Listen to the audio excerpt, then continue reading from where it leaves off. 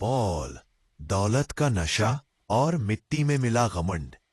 ये कहानी किसी ताज पहनने वाले राजा की नहीं, किसी फौज वाले बादशाह की नहीं।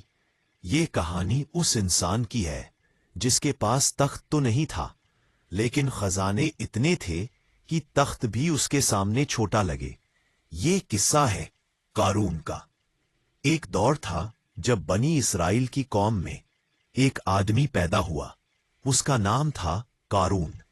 नस्ल के लिहाज से वह हजरत मूसा अलैहिस्सलाम की ही कौम से था, लेकिन उसके दिल में नरमी नहीं बल्कि फिरौन से भी ज्यादा सख्ती थी।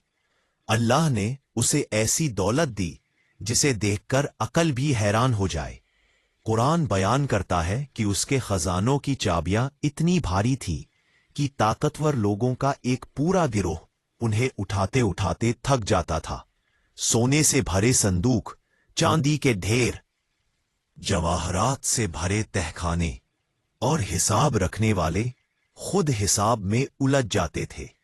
जब लोग कारून को चलते देखते तो उसकी पोशाक की चमक आंखों को चकाचौंध कर देती। उसके साथ घोड़े थे, नौकर थे, रुतबा था और शोहरत थी। दुनिया के लोग कहते थे, काश हमें भी वही मिल जाता जो कारून को मिला है। यकीनन वह बड़ा किस्मत वाला है, लेकिन समझ वाले लोग खामोश रहते थे। अल्लाह ने कारून को इल्म भी दिया था, मगर वह इल्म उसके दिल को झुका न सका। उसने कहना शुरू कर दिया, यह सब कुछ मेरी अपनी अक्ल और काबिलियत का नतीजा है। मैंने खुद कमाया है, इसमें अल्लाह का क्या एहसान है। यहीं से नेमत इबादत ना रहकर अजाब बनने लगती है। बनी इस्राइल के नेक लोग उसके पास आए और नसीहत की। उन्होंने कहा, कारून, अल्लाह का शुक्र अदा कर, आखिरत को ना भूल, जमीन में गमंड और फसाद ना फैला। लेकिन कारून हंस पड़ा। वह हंसी गमंड से भरी हुई थी। उसने कहा, तुम गरीब हो इसलिए सब्र की बातें करते हो। अगर तुम्हारे पास दौलत होती तो तुम भी यही करते। यह वह लम्हा था जब आसमान ने गवाही लिख ली।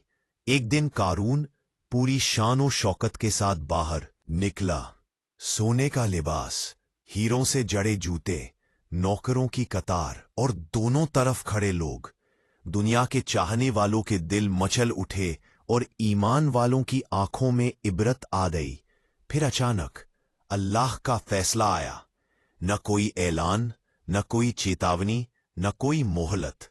जमीन को हुक्म मिला, और वही जमीन जिस पर कारून अकड़ कर चलता था, उसी जमीन ने अपना सीना खोल दिया। पहले उसके पांव धंसे, फिर टखने, फिर घुटने, फिर पूरा बदन। कारून चीखने लगा।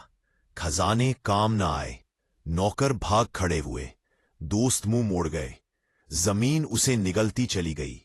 सोना, चांदी, महल और उसका घमंड सब मिट्टी में मिल गया। कुरान कहता है, हमने कारून को और उसके घर को जमीन में धंसा दिया और अल्लाह के मुकाबले उसका कोई मददगार न था। अगले दिन वही लोग जो कल तक उसकी दौलत पर हसरत कर रहे थे कहने लगे, अगर अल्लाह हम पर रहम न करता तो आज हम भी कारून के साथ दफन होते। हकीकी कामयाबी सिर्फ अल्लाह के हाथ में है। यह कहानी हमें सिखाती है, दौलत अगर शुक्र न बने तो घमंड बन जाती है, और घमंड का अंजाम हमेशा मिट्टी होता है।